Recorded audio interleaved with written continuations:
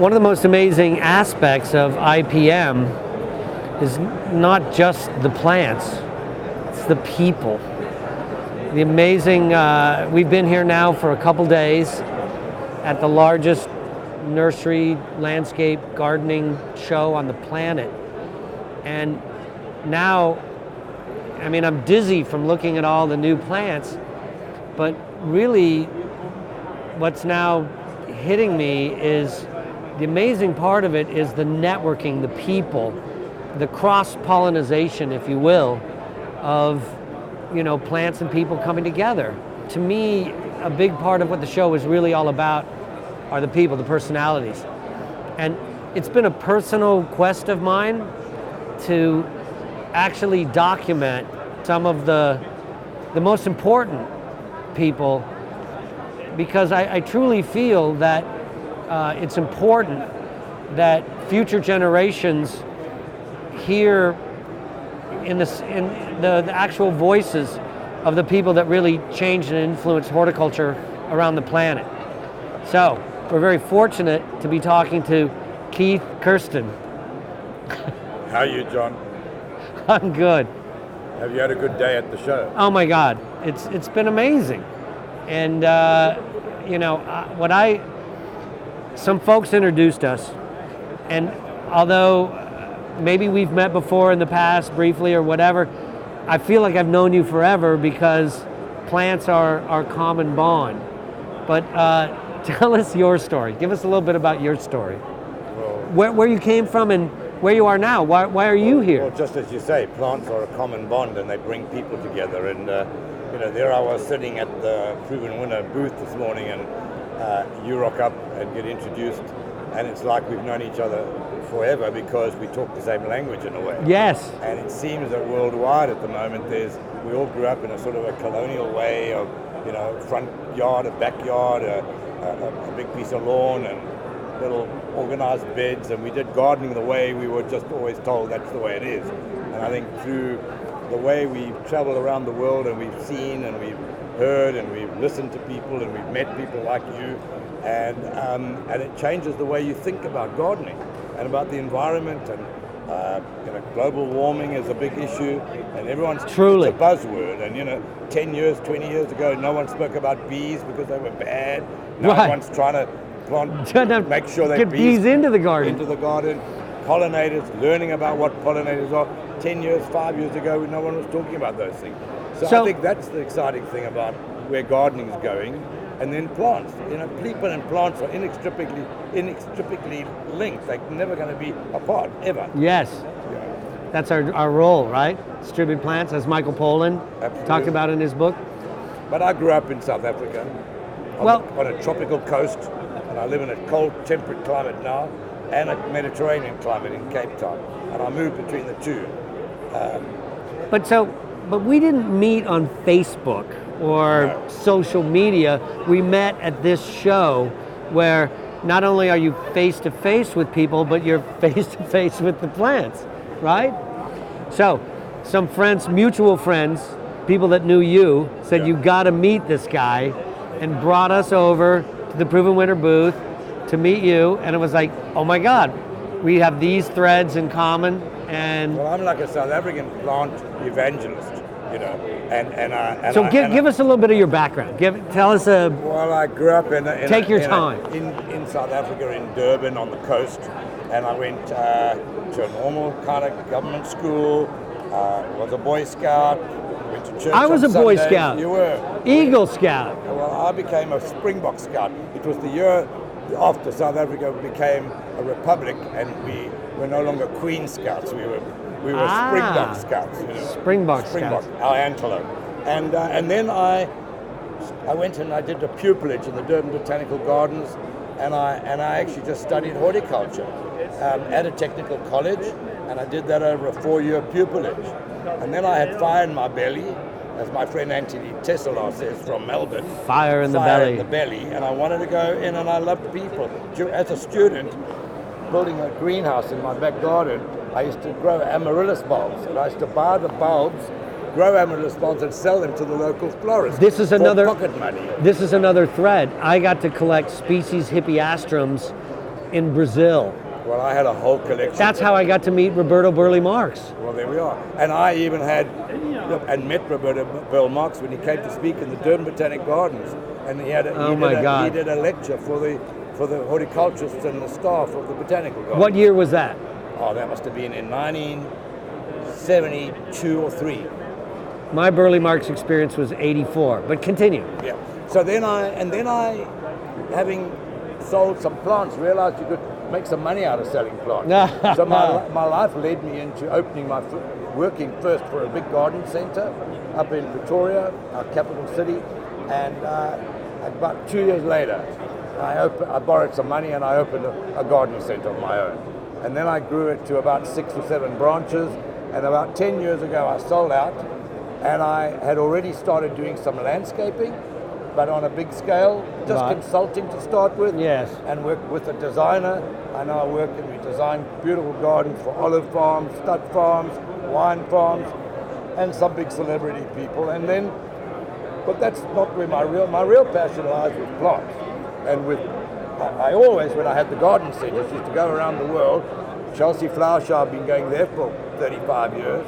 I went to Australia, and I used to bring plants back to South Africa, give them to a grower, and he could grow them so that we could sell them in our gardens. And we'd be the first with the newest things for our customers. Go. Right. But and of course we've all gone through the whole ornamental gambit of where, you went with the latest ground cover, the latest mandevilla, or the latest flowering shrub, or whatever. And we've got a great climate because we can grow so many different varieties. Yes. But I've always been passionate about landscape design, particularly the use of plants in landscape design, more so than hard landscape. Yes. I think plants maketh a garden, well, not all the paving and the pots and everything else. I would definitely agree with that, and that's my background too. I mean, I came from plants, and now I'm in garden design, but for me it's about the plants. Indeed. Absolutely. And then I think that the landscape design has evolved now to where we're thinking more environmentally. We're thinking of the grasses. Right. We're not just decorating the planet anymore. We're trying to save it. Recreate the planet. We're trying to recreate. Now, I've not heard that term before. Recreate the biodiversity that was there, that we've all pulled out, and we've really thrown it out the back window, and we should be bringing it back into our garden. I mean. That is sort of like evolution, and an right? odd client says to me, "God, Keith, it's too wild, and it's just music to my ears because it's what I wanted to create." But then we got to tame it a bit because the client thinks, men particularly. I sell weeds for a living. Exactly. Men particularly like a manicured garden. They want everything like the way they run their businesses. Oh, well, now we could have a whole discussion about that. Dissertation about the influence of men on the planet. Well, they love hedges and my landscape designer says when one of our clients said he wanted lots of hedges and it was around a big horse barn, he said it's kind of right that hedges and horses and hedges go together, kind of thing. Horses, you think of the jump over them, yes. The hedges, yeah. So anyway, that's the story. But the other thing is that I've always been very involved with communities and with the Horticultural Association. I'm currently chairman of the Botanical Society of Kirsten branch in South Africa, which is one of the most beautiful gardens in the world. If my bucket list. You have to come. I know. And then also, I've always been a nursery association person. Yeah. We started a bursary fund for students. We put 50 students now every year through either horticulture or landscape technology in any one of the universities or colleges in South Africa. And we raise money through the industry, through the association, to bring and through big how important is that? To have the youth here. And we do a lot of work with local communities and townships, planting trees. It's called Food and Trees for Africa. We started it 35 years ago, and we've been planting trees in townships around Africa. Food and Trees for Africa. Google it. Food and Trees for Africa. Very successful. And we've planted millions of trees around areas that were previously denuded of trees for firewood, because that was the staple way that African people were able to have their food and cook their evening meal. So it's a whole world out there. But you live in an interesting part of the world. I mean, you live in in a Mediterranean climate like Well, we have in the Cape. Well, the amazing thing about California. Excuse me while I have Please. It's a German murder, not a South African murder. Well, and I understand the South African Merlots are pretty darn good. They're good. Well, there you have it.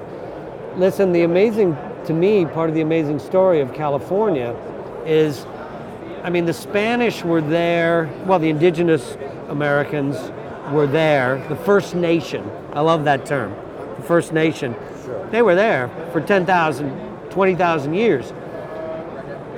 But it wasn't until the gold rush happened, and no other, to my knowledge, no other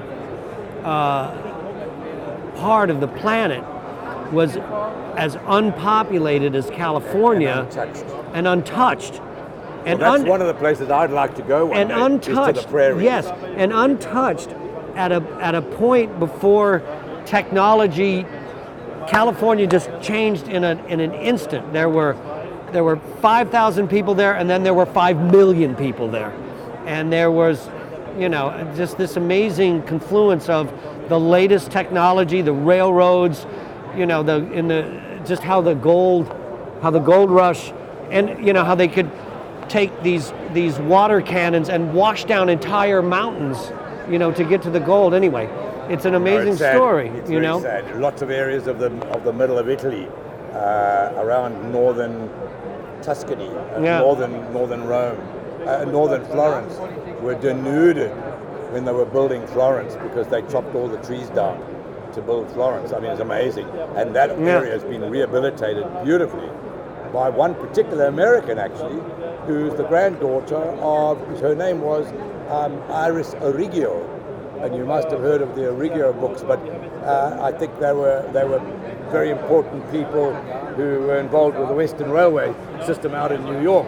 And they live on, I think, their home was on Long Island. Anyway, but that's another story. But man, worldwide is still building. In South Africa, in Cape Town, they're building up the mountainsides.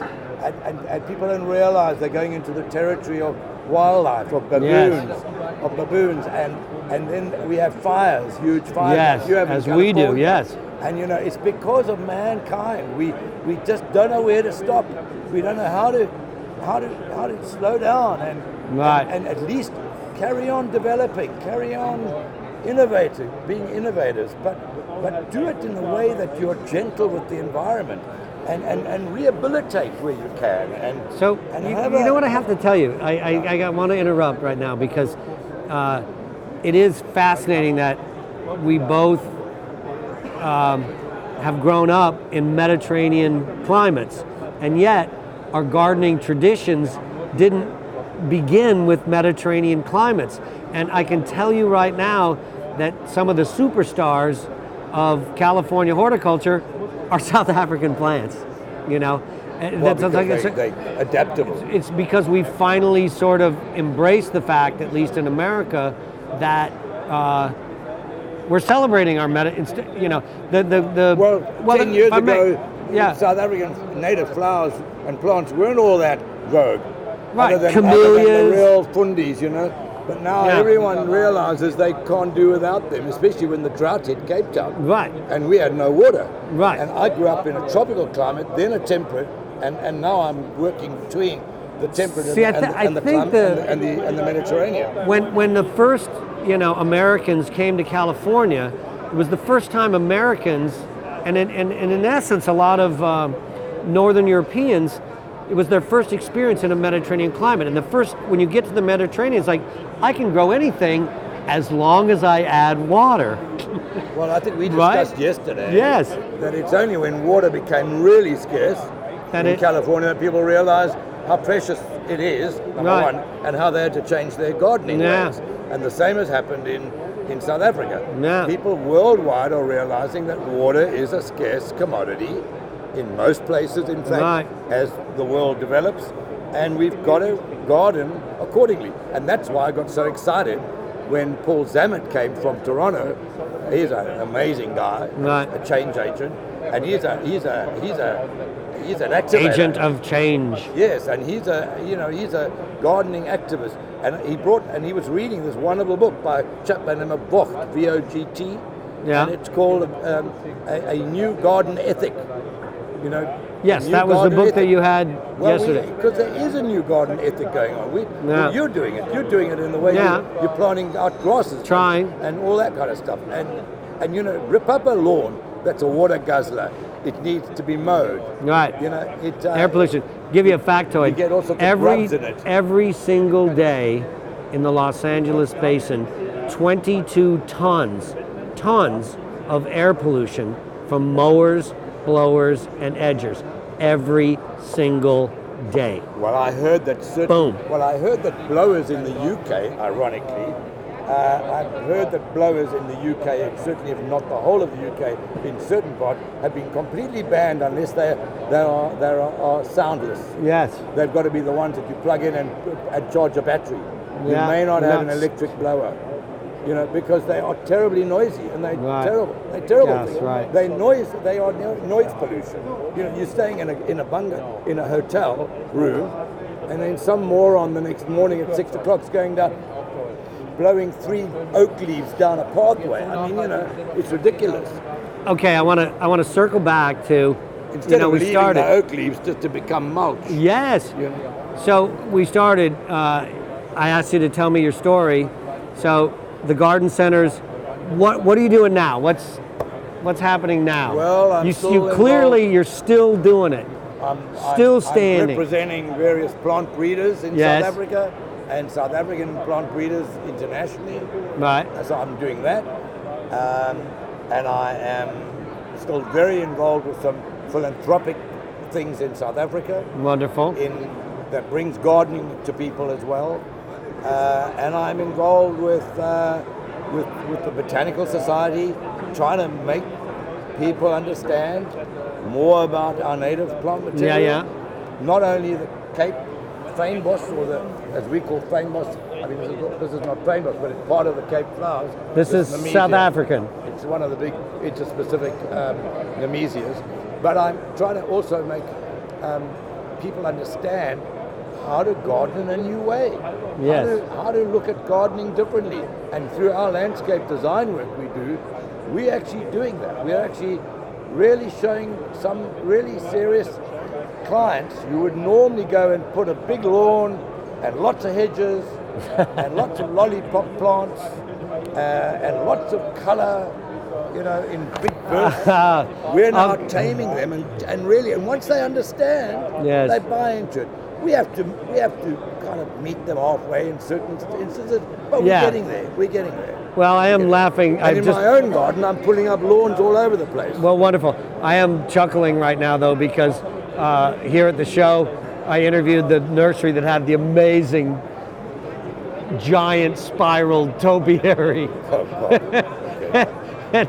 And Don't get me wrong. it's a guilty pleasure, Don't get me wrong. I'm not a plant Nazi. Yeah. But I still love plants of all kinds. Yes. And I still love a mandevilla. Yes. I still love a beautiful, beautiful Texas bonsai. Right. That's been manicured. But that shouldn't be all that we and do. I love garden art.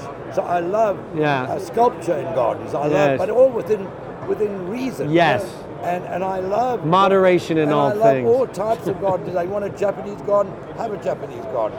You want an Oh, my Italianate garden, have it. But then plant the plants that do well in an Yes. Italian climate. Yes. We call it plant-driven design. That's There we go. that's my friends Scott Ogden and Lauren Springer. That's their catchphrase is plant-driven design. The plants do the work. The right Anyway. plant in the right place. Don't try to change the soil. I mean, I understand it in food production, soil improvement. But isn't it better if we just say, hey, what thrives in this horrible, nasty clay? Or grows in this pH or whatever. Listen. You've asked me a lot, but I will still, find out more about you because we only just met. But without a doubt, it sounds like, and from what your book you showed me, Yes. the people you've introduced me to, it would seem that you are doing some amazing work in your own right, And Well, thank you. I look forward to. I'd like to hope I so. look forward to learning more about that when I make a trip to California. Well, but listen, maybe the Gardening Nation will come to South Africa. If we come to South Africa, you'll show us around? If you come along, put a group together, we'll show you Kirsten Botanical Gardens behind the scenes, finest botanical garden in the world. You know, it really is. It's known worldwide as the finest botanical garden. I know, that's a serious boast. So Yeah. we Over might 1 be million there. visitors a year, and we'll take you to eyeball a lion and an elephant great. and a giraffe in the Kruger Park or in one of the private lodges, and we'll put a fabulous garden tour together. All We'll right, show you some beautiful landscapes and some beautiful natural scenery, real natural scenery. Excellent. Where ostriches and wild horses run wild. You know? Okay, well, I'm going to say that the reason this interview is happening is because of this amazing event. It is. And I would RPM encourage everybody to come and visit. 2019. You take care, John. See you in South Africa. See you in California.